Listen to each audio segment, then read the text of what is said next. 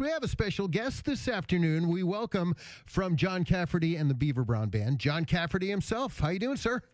I'm doing great, Tim. How you doing, bud? Good. Looking forward to having you back in Danbury on Sunday afternoon. Yeah, we're looking forward to it, too. It's going to be a great day. Ives Concert Park is the venue. It's the Hearts on Fire benefit concert for the Jesse Lewis Choose Love movement. Gates at 3 o'clock, music at 3:30. You guys on shortly after 6, I believe. So tell us a little bit about how you got involved with the Jesse Lewis Choose Love movement. Well, my wife is actually the Rhode Island ambassador for Choose Love.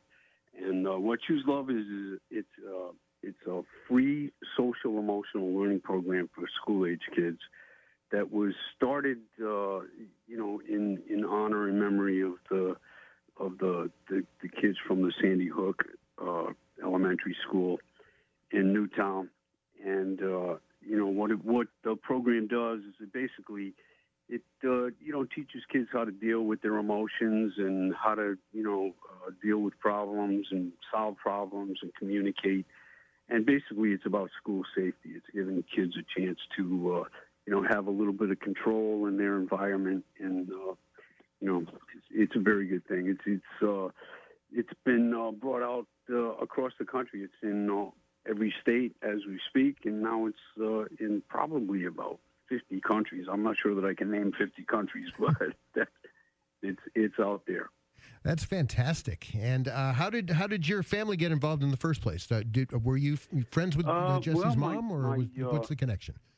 My wife's sister, Laura Lipinski, she has a little daycare center over in Shelton.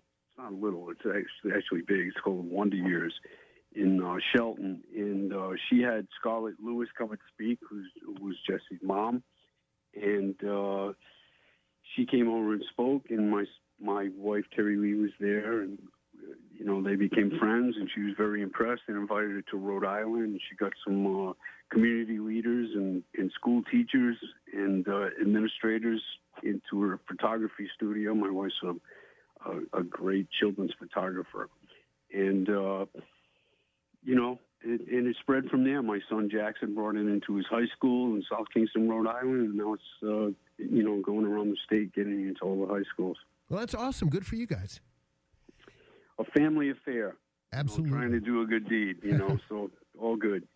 Well, that's, I think the last time you were on the stage at the Ives proper, that was our radio station's 25th anniversary show. We're 42 now, so we go back a little bit. Wow. Man, oh man, that was the show with Starship, right? Yeah, Starship and Thomas Blue Oyster Cult, and yeah. Mm-hmm. And Blue Oyster Cult, yeah.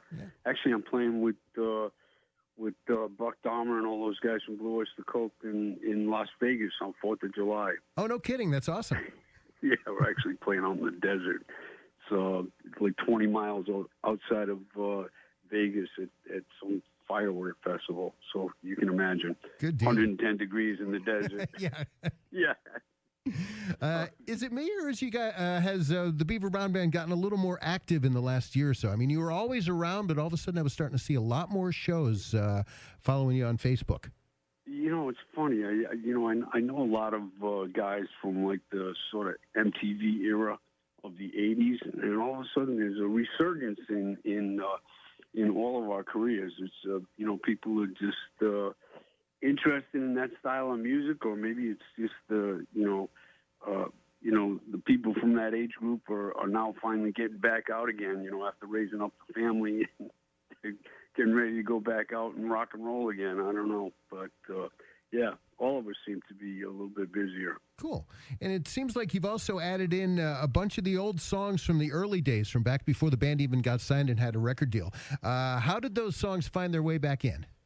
I was talking to Gary Gramolini, who, we've been in the band since the early 70s together. And, we had all these songs that we were known for before we made records, before we did movie soundtracks, just the stuff we used to play in the bars back in the day, And, we were just saying, these were such fun songs to play in the bars.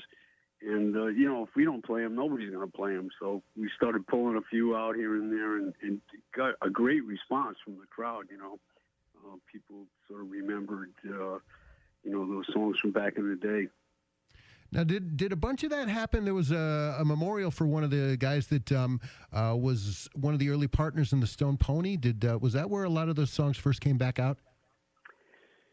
We had a song called "Hey Jenny" that we used to end the night with every night. That was like our big closing song, and the song was about like 15 minutes long. Yeah, right. I know like the song. Yeah, had everything but the kitchen sink in it.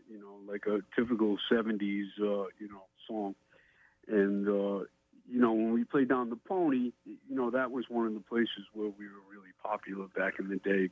Like the late '70s, early '80s. And that's a place where people would know that kind of stuff. So we opened up with "Hey Jenny," and people were they just like looked at us, that their jaws were on the ground. Mm-hmm. They were like, "What? I haven't heard this song in 30 years." But they loved it. It was a lot of fun. And so we actually did that in Connecticut when we played in Bridgeport last year.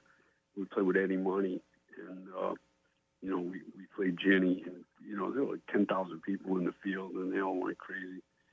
So we've been pulling a few out of the hat, a few rabbits out of the hat these past months. That's fun, but of course, anybody that wants to hear the on the dark side and the tender years, that's all still in there too, right? Oh yeah, we're playing all the hits, and then some. It's we never thought it was going to last this long, to be honest. I mean, we started our band in 1972.